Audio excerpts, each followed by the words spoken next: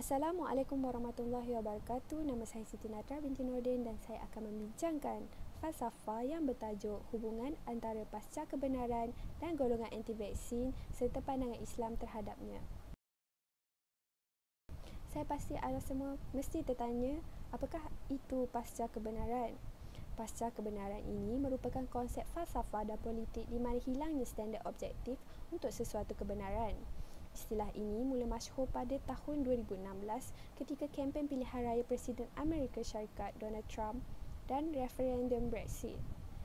Ia juga merupakan perkataan terbaik di dalam kamus Oxford di mana ia ditakrifkan sebagai fakta objektif yang kurang berpengaruh dalam membentuk pendapat umum. Terdapat banyak kajian yang dilakukan untuk mengetahui apakah itu pasca kebenaran. Namun, ia telah menjadi satu fenomena sesat yang menyelubungi dunia apabila ia digunakan secara rasmi mengikut lunas undang-undang. Post-truth juga bermaksud kebenaran yang sudah hilang. Ia selari dengan hadis-hadis akhir zaman yang menjelaskan penipuan yang dahsyat. Antaranya, hadis ini menjelaskan bahawa kebenaran itu sudah lenyap sehingga manusia terkeliru mana satu benar dan mana satu salah. Justru selari dengan kajian ini, saya akan membincangkan kefahaman antara hubungan tersebut yang boleh dikaitkan pada zaman pandemik COVID-19 yang sedang berlaku pada masa ini. Seperti yang kita sedia maklum, pandemik COVID-19 merupakan sebahagian daripada penyakit coronavirus yang kini sedang melanda seluruh negara termasuk Malaysia. Penyakit berjangkit ini amatlah berbahaya dan sangat aktif menular dalam kalangan masyarakat. Namun, pelbagai cara telah dilakukan untuk membendung penyebaran wabak COVID-19. Pihak kerajaan juga telah mengambil inisiatif untuk memberikan vaksin kepada rakyat. Namun, sejak akhir ini, ramai orang telah menjadi keliru dengan pemberian vaksin. Kekeliruan ini berpunca daripada kemudah capaian maklumat yang didapati di internet atau disebabkan oleh setengah pihak yang tidak bertanggungjawab menentang segala bentuk ubatan moden atau mereka yang lebih dikenali sebagai golongan anti-vaksin. Sifat ini juga dapat kita kaitkan dengan pasca kebenaran yang bersifat ragu-ragu oleh golongan anti-vaksin yang menyebarkan maklumat tanpa mendapatkan kesaksihan di media sosial yang kini menjadi satu platform untuk masyarakat menerima maklumat. Begitulah bagaimana pasca kebenaran dapat dikaitkan dengan golongan anti-vaksin ini. Secara keseluruhannya, pasca kebenaran yang merupakan pembenaran sebuah maklumat berdasarkan keyakinan peribadi, bukan berdasarkan nilai-nilai kebenaran dan fakta objektif, telah menjadi gejala yang merisaukan di dalam negara justru memberi kerisauan kepada masyarakat. Semua ini disebabkan oleh penggunaan internet dan telefon yang dilengkapi dengan berbagai aplikasi media sosial. Golongan anti-vaksin ini mudah untuk menyebarkan sebuah maklumat tanpa terlebih dahulu memeriksa kebenarannya melalui aplikasi di media sosial. Kita berpindah pula kepada pemikiran pemimpin Muslim di Malaysia terhadap pasca kebenaran dan golongan anti-vaksin. Persoalan, kewajaran umat Islam mengambil vaksin adalah sebagai langkah pencegahan. Penentuan halal dan haram sesuatu vaksin yang diambil perlu dianalisa dan dipertimbang melalui neraca objektif perundangan Islam agar fatwa yang dikeluarkan dapat memenuhi masalah umat Islam dan menjauhkan mereka daripada mafsadah. Menurut seorang pendakwa bebas, Dr. Abdul Rahman Abdul Syukur memberikan penerangan bahawa isu berkaitan penggunaan unsur haram di dalam vaksin telah lama dibincangkan sejak dahulu oleh para agamawan dan ulama dengan begitu banyak fatwa, tempatan dan antarabangsa yang telah dikeluarkan mengenai vaksin yang boleh dirujuk. Beliau menjelaskan bahawa konsep istihalah dan istihlak turut boleh diaplikasikan di dalam fatwa semasa berkaitan isu kehalalan sesuatu vaksin. Istihalah merupakan proses semula jadi yang memberikan kesan perubahan hukum dari haram ke halal kerana berubah zatnya, iaitu bahan dari sumber yang haram yang telah berubah struktur kimia dan ciri fizikalnya kepada suatu unsur dan sifat yang lain, maka hukumnya adalah halal dan suci. Manakala konsep istihlak pula ialah bahan haram yang sedikit bercampur dengan bahan yang suci berlipat ganda sehingga menghilangkan sifat dan ciri-ciri asal yang terkandung dalam bahan itu. Bahan berkenaan telah rosak sifat dan ciri asalnya. Walaupun zatnya masih kekal seperti mencampurkan setitis arak ke dalam air, istihlak mempunyai kesan hukum sama seperti istihalah. Menurut kaedah asal mengikut hukum Islam, Vaksin jika dihasilkan daripada benda suci dan tidak memudaratkan manusia, maka tidak timbul isu syariah mengenainya. Di samping ianya harus digunakan sebagai langkah pencegahan daripada wabak penyakit yang berjangkit atau yang boleh membawa kepada risiko kematian. Menurut Pengarah Pusat Kajian Tinggi Islam, Sains dan Peradaban, Universiti Teknologi UI Malaysia, Profesor Madya Dr. Khalif Muhammad Haris berkata, golongan anti-vaksin ini pula disifatkan sebagai jahil murakab, iaitu berada dalam keadaan tidak sedar bahawa terdapat banyak perkara yang tidak diketahui. Mereka ini bukan jahil biasa, sebaliknya jahil murakab yang menganggap serba tahu sedangkan mereka keliru dalam sesuatu perkara. Di sini, bahayanya pemikiran begini kerana Islam dijadikan sebagai alat sehingga imej agama tercalar sehingga masyarakat keliru kerana melihat banyak kelompok umat Islam dengan kefahaman serta penafsiran yang berbeza mengenai Islam.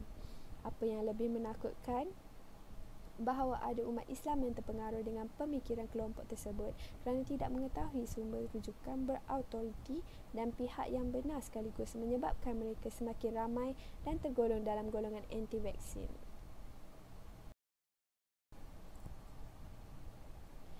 Faktor pasca kebenaran dalam golongan anti-vaksin.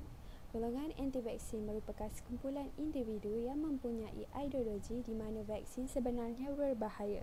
Mereka percaya bahawa vaksin membawa penyakit dan tidak selamat untuk semua. Kepercayaan mereka telah membawa kepada faktor pasca kebenaran berlaku. Antara faktor pasca kebenaran terhadap golongan anti-vaksin ialah ketidakpercayaan dan penolakan kepada golongan seperti doktor, saintis, kerajaan dan pakar perubatan serta kesihatan. Golongan anti-vaksin ini hanya memberikan kepercayaan kepada mereka agar tidak dijangkiti COVID-19 dan sentiasa selamat walaupun tidak mengambil vaksin. Selain itu, penyebaran maklumat melalui media massa juga merupakan antara faktor pasca kebenaran berlaku. Internet merupakan platform utama yang memudahkan penularan berita tidak benar. Masyarakat lebih mudah mendapatkan berita daripada media sosial berbanding saluran lain. Lebih merisaukan apabila berita tersebut tidak diketahui statusnya. Golongan anti-vaksin ini kebanyakannya tidak suka mendapatkan informasi mengenai COVID-19 dan vaksin daripada sumber yang sahih, sebaliknya gemar memperoleh maklumat berkaitan menerusi media sosial meskipun tanpa bukti yang kukuh. Mereka juga gemar menyebarkan kabar angin yang diperoleh menerusi media sosial seperti Facebook, Twitter dan aplikasi WhatsApp kepada orang lain melalui platform yang sama yang membuatkan masyarakat salah faham dan keliru. Seterusnya, faktor emosi juga mempengaruhi pasca kebenaran dalam golongan anti-vaksin. Golongan anti-vaksin ini lebih menggunakan emosi dan keyakinan diri dalam menerima dan menyampaikan maklumat daripada bersikap rasional dan meneliti sesuatu. Asalkan ianya sesuai, golongan ini akan mudah untuk menerimanya tanpa mempedulikan fakta. Sebagai contohnya, maklumat yang terlalu banyak dalam media sosial yang mengelirukan masyarakat menyebabkan golongan anti-vaksin ini tidak mempercayai kesan pasca kebenaran dalam golongan anti-vaksin dan masyarakat. Pasca kebenaran dalam konteks lain boleh merumuskan sebagai yang menimbulkan keraguan di mana golongan seperti anti-vaksin dan susah untuk membezakan mana satu benar dan salah. Kesannya, golongan ini akan menimbulkan salah faham dan kucak-kacir dalam masyarakat sehingga boleh memecah belahkan hubungan antara satu sama lain. Perpaduan merupakan elemen yang paling penting dalam membentuk masyarakat yang harmoni dan sejahtera. Justeru, golongan anti-vaksin perlu mengelakkan daripada sebarang bentuk perbalahan kerana ia tidak mendatangkan kebaikan meskipun keuntungan kepada negara. Selain itu, berlaku kemerosotan nilai-nilai murni kerana menyebarkan maklumat yang tidak sahih tanpa merujuk kepada sumber yang betul. Keprihatinan golongan anti-vaksin yang tidak berasas ini mudahnya membuatkan masyarakat percaya dan berkongsi maklumat tersebut kepada orang lain dan menyebarkannya dengan luas. Sikap mereka ini turut membuatkan keadaan lebih mengelirukan apabila maklumat tersebut dikaitkan dengan ayat Al-Quran maupun hadis secara literal. Sekiranya penyebaran maklumat yang tidak sahih ini tidak dibendung, pelbagai kesan buruk yang akan berlaku kepada masyarakat. Di sini, saya ingin menjelaskan kaedah menangani pasca kebenaran dari aspek pengajian Islam. Dalam menangani dominasi berita yang tidak benar, masyarakat perlu sentiasa dibekalkan dengan ilmu pengetahuan seiring dengan keperluan perundangan. Masyarakat memerlukan ilmu pengetahuan dan agama serta panduan dalam menyelesaikan kekeliruan atau dilema mereka tentang kaburnya garis pemisah di antara berita benar dan tidak benar. Dalam konteks ini, individu yang bertanggungjawab termasuk ibu bapa dan pendidik perlu menggadakan usaha untuk mendidik masyarakat bagi mengenal pasti perbezaan di antara berita yang sahih dan berita yang tidak sahih. Seterusnya, bagi menangani berlakunya pasca kebenaran, masyarakat perlu bijak menggunakan platform media sosial dengan baik. Segala maklumat yang ingin disampaikan perlulah mendapat kesaksihannya terlebih dahulu. Oleh itu, peranan pendakwah sangatlah penting bagi menangkis dan menangani berita yang tidak benar dengan cara menyatakan kedudukan cerita tidak benar dan bahannya, mencari jalan penyelesaiannya dengan membanyakkan berita benar supaya tenggelam yang tidak benar dan menjadi model dalam berinteraksi dengan berita tidak benar. Selain itu, dalam menangani era pasca kebenaran ini, peranan pendakwah amatlah penting untuk memastikan berita yang disampaikan kepada masyarakat dan menyekat berita palsu yang disebarkan. Tindakan ini penting kerana pendakwah merupakan individu yang mahir dalam bidang agama dan mengetahui daripada mana sumber yang benar dan tidak benar, di samping untuk memastikan ajaran Islam yang sebenar sampai dan dapat diamalkan oleh masyarakat. Tidak ketinggalan juga antara kaedah lain adalah dengan meningkatkan program kesedaran masyarakat tentang pentingnya program pelalian dengan liputan yang lebih meluas. Sasaran utama hendaklah diberikan kepada pemimpin syarikat, pemimpin agama, ahli akademik, pelajar dan anggota masyarakat. Kesedaran dalam kalangan pengamal perubatan juga perlu dipeningkatkan kerana mereka adalah contoh kepada masyarakat. Sebagai contohnya dengan mempromosikan ideologi anti-vaksin yang menjadi topik dalam masyarakat.